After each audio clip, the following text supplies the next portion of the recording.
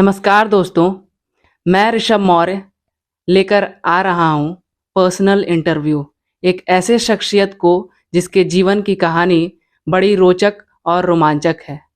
एक साधारण परिवार से निकलकर कैसे अपने आप को समृद्ध और सशक्त व्यक्ति बनाते हैं, जिसकी बात करती है पूरे बरहज की जनता। हर कोई चाहता है इनके जैसा हमारा भाई हो, हर माँ बाप को ऐसा बेटा मिले, हर भाई बहन को ऐसा भाई मिले। तो आज हैं हमारे साथ Saint Mary convent school Barhaj के संस्थापक डायरेक्टर जय गोविंद मौर्य जी। तो स्वागत है जय गोविंद जी आपका इस पर्सनल इंटरव्यू सेशन में। सबसे पहले आप अपने बारे में बताइए, आपने अपनी शिक्षा कहाँ तक प्राप्त की है और आप अपने शिक्षा को ही लेकर क्यों और कैसे आगे बढ़े। जय गोविंद मौर्य जी, बोलिए आप। सबसे पहले तो मेरी शिक्षा गांव से स्टार्ट होती है। गांव के एक प्राइवेट स्कूल श्री राम जानकी विद्या मंदिर से मेरी पढ़ाई हुई। फिर उसके बाद हमने इसके इंटर कॉलेज से पढ़ाई किया। उसके बाद मैंने BRD PG कॉलेज से पढ़ाई किया। फिर हमने NIT से मैंने सॉफ्टवेयर इंजीनियरिंग किया। जी इसके बाद इतनी शिक्षा प्राप्त करने के बाद मैंने स्ट्रगल किया और संघर्ष करते करते दिल्ली तक जॉब के लिए गया। तो हमारे शिक्षा दीक्षा इसी गांव अंचल से ही लेकर और देवरिया मैंने कुछ दिन तक पढ़ा। फिर उसके बाद मैंने दिल्ली गया। ये मेरी शिक्षा है और यहाँ तक हमने पढ़ाई की है, जिसके बारे में मैंने आपने पूछा, मैंने बताया आपको। जी, जब आपने आगे बढ़ना शुरू किया तो आपके परिवार की क्या स्थिति थी, कुछ अपने परिवार के बारे में बताइए।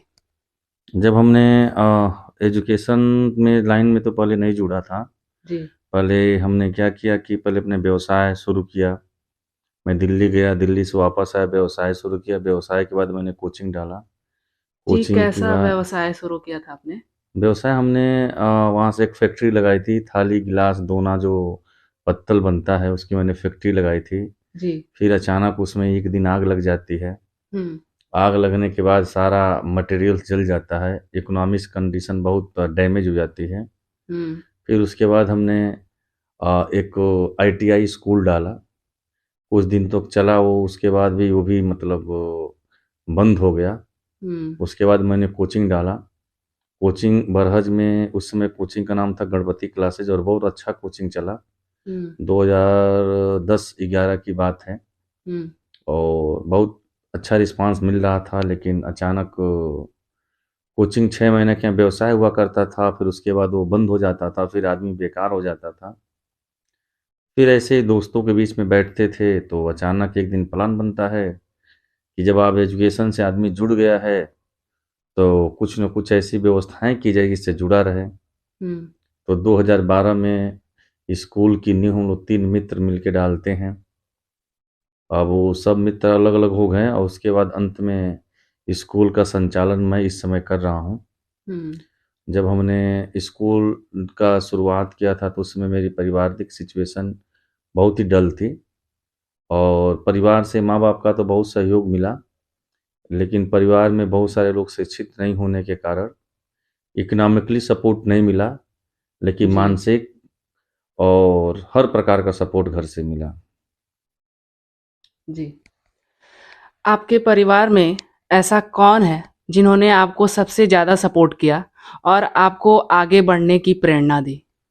मेरा परिवार ऐसा है कि मेरे परिवार में हर लोग मेरा सपोर्ट किए, और एक बाहरी व्यक्ति ने सपोर्ट किया क्योंकि मेरे पास उस समय पैसे नहीं थे। तो जी मैं अपनी स्कूल की शुरुआत, मेरे पास 5 या 10 हज़ार रुपये मेरे पास थे। हम्म लेकिन एक मेरे मित्र ने मेरा सहयोग किया, और उस मित्र ने 11 हज़ार रुपये हमको उस समय दिया, सपोर्ट किया। और उसके बाद और भी जो पार्टनर मेरे थे उन दोनों लोगों ने मिल के स्कूल को मतलब चालू किए। और उसमें स्ट्रगल पोजीशन में बहुत ही सिचुएशन डल थी। स्कूल की जब हम लोग शुरुआत किए तो मात्र 50-60 बच्चे थे, कोई व्यवस्थाएं नहीं थी। हम्म लेकिन मेहनत हम लोग करते गए, जुनून था कि बरहज में कुछ करना है, कुछ नया करना है। तो उस समय बरहज में इंग्लिश मीडियम स्कूलों का प्रचलन नहीं हुआ करता था। जी। और एक स्कूल था बस सेंट जोसेफ, हम्म। उसी के उसके अलावा और कोई इंग्लिश मीडियम उतना नामी गिरामी स्कूल नहीं था। तो जब मैंने स्कूल डाला तो उस समय मेरी आलोचनाएं भी हुई और बहुत सारी चीज़ें हुई, लेकिन हमने हमेशा पिताजी से सीखा था कि ज़िंदगी में कभी हार नहीं मानना, जी। स्ट्रगल करते रहना है और मुकाम तक हर व्यक्ति पहुंचता है जो मेहनती होता है। जी। पिताजी ने हमको बहुत सारी बातें बताई थी और आज मैं पिताजी और अम्मा के ही प्रेरणा से आज मैं इतना सब कुछ किया हूँ और आज के डेट में हमारी फैमिली से बहुत कुछ सपोर्ट मिलता है। जी। बहुत अच्छा। आपके बारे में इस समय आपके नगरवासी क्या सोचते हैं, जरा बताइए आप हमको। अभी तो हमसे तो अब कोई बताएगा नहीं कि नगरवासी क्या सोचते हैं।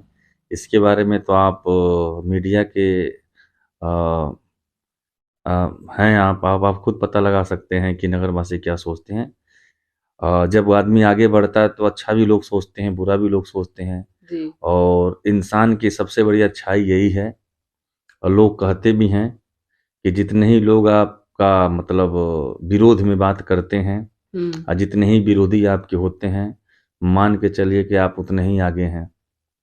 तो हमारे कहने का मतलब है कि दोनों तरफ के लोग हैं, सपोर्ट में भी लोग हैं, विरोध में भी लोग हैं। जी। अब इसके बारे में मुझे ज़्यादा जानकारी नहीं है कि लोग अच्छा। हमारे बारे में क्या सोचते हैं। जी। अगर आप जैसा कोई बनना चाहे तो आप उसको क्या प्रेरणा देंगे, क्या राय देंगे? बस यही राय देंगे कि मेहनती हो, जी। ज़िंदगी में कभी हार ना माने, हम्म। कितना हूँ प्रॉब्लम्स है, कितना हूँ बड़ा से बड़ा काम हो, बस उसके अंदर ये क्षमता होनी चाहिए कि हम इस काम को कर लेंगे।